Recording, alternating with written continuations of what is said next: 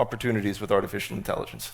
Thank you. So thank you all for having me here.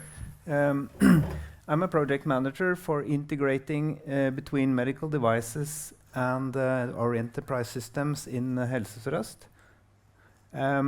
Before we connected the devices directly from the edge to the enterprise systems, now by establishing a platform, we can gather a lot more data for not only for the enterprise use, but also for the services about creating AI models. So that is taking 80% of my time.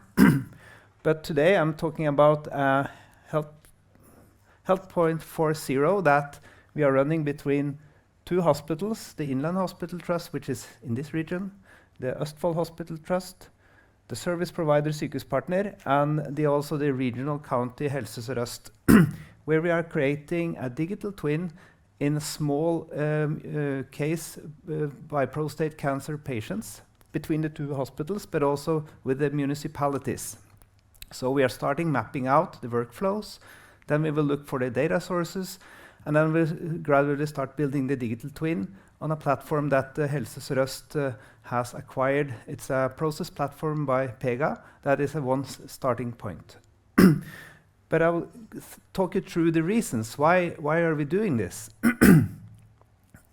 And Norway is not a large country, but we have 8% of the people are working in the healthcare services, and half of them in municipality and half of them in the specialist healthcare. But we are at the top in the resource use in healthcare. And we've had recently a commission looking at what is the building blocks to build a secure and a sustainable healthcare service. So I'll talk you through the 6 building blocks that the commission has mentioned. So that's how we organize the care delivery, how we utilize the work hours of our workers, how we build competence, how do we prioritize between the different treatments, how can we better do digitalization, and how do we better do the division of tasks between the personnel. Norway is looking like this, 20 hospitals. We have 4 regions. And there's also some service providers like I represent. And it's a quite fragmented system where you have 60% of the care delivery is in the eastern part. That's where, because 60% of the population is here. And we have 5% up north and 10 to 15 on each of the counties on the west and middle. And I represent the service provider that delivers care for the 3 million people in this region. If you look at the region, we also have the municipalities. So I'll just try to get the next. Might be some. There. When you zoom in, you see 145 municipalities, and in Oslo municipality you also have 15 districts. So it's super difficult for a hospital to coordinate the activities between the specialist care and the municipality care. And especially in this region, Inland, where we are now, where we have then 42 municipalities in an area bigger than the Denmark in size. So that means you have to travel long distances. So how can we organize the care delivery better between the different service level? That is a very interesting topic when you are building a digital twin. Because doctors and nurses, they have been trained like a master trainer. They only respect their own data flow that they are in, and they don't respect the others. If you are a specialist care, you don't respect the municipality care. You are in different organizations. So how could we see the same data and going from subjective analysis of a meeting with a patient to a more objective, where you are agreeing on, okay, we have the data, we can build from there. And there's a saying, we believe in God we trust, but the others have to bring data. So it's important that we get the right data sources, and that is a part of the Health 4.0 project we're in, to look at the work processes and map out the data that is important for delivering the care. We also have the reviser of the national budget says we are suffering from a Norwegian sickness. We have lost the cost picture. Before we knew 1 million was important, and 1 billion, now we think that 1 billion is just a little bit bigger than 1 million. So we are running projects that are not really delivering value. So he's asking us to go and look for not for more quality, look for more efficiency, and look for personal saving processes, not for only building better quality. And and that is, of course, since we have divided the services like this, it's difficult, but it's more easy if you have a digital twin, that we all agreed upon the service creation. Other areas is the work hours. We are not really utilizing the work hours we could. So here is the nurse assistants. When you are graduated, we have nearly 30% of them in work, and they start working more and more.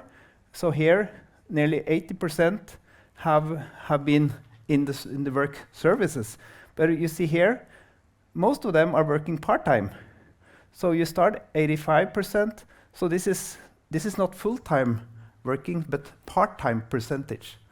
And we are not able to utilize the resources correctly. And it could be because it's high workloads, it's burnouts, it's a lot of activities that happens in a service provider. And we can use digital twin connected with robotics to offload a lot of these tasks in the next coming year. I'm a part in a robotics project called the Nordic Technology that is doing in that topic. Also in competence building, here is the lower education where we have the training. Here is the higher education. And we have Gjøvik, Lillehammer, and Elverum, which is in this region. And by utilizing what Hamar municipality just told about, making digital copies of a service provision connected to a digital twin, so you can also learn instead of learning master trainer, but learning with VR technologies combined with a digital twin is big opportunities. And this region is a leader in that area. We have started utilizing AI in healthcare. So in the digitalization, we now in Vestre Viken, we spend only 1 minute to find if you have a fracture or not. If you don't have a fracture, you can just go home. And this is a service that we have bought from a Dutch company that are creating the digital ecosystem that we are using. In the future, we need also to build our own ecosystems and to use our own competence and develop those systems from our own competence and not relying on others. We also see the division of tasks between personnel. Also in this region, we have running this communication services where the doctor is online with the nurse that is in the ambulance. So this person can now administer high competent drugs with the assistance from the doctor instead of having the doctor there. So we can shift the services to where the patient is. And again, digitalization and the use of competence, maybe suggestions for the doctor and the person at the site, where you can do fusion of image and also around looking for the data points from the monitors and others. We can make recommender systems that make these systems better. Actually, in this ambulance, we're now putting 150 cameras so the doctors can move around virtually in a virtual space, so the doctor can be much more closer to this. That's the innovation system we have. So these are the cost structure, and just closing it with that. So the division of tasks between personnel, looking at what is the cost.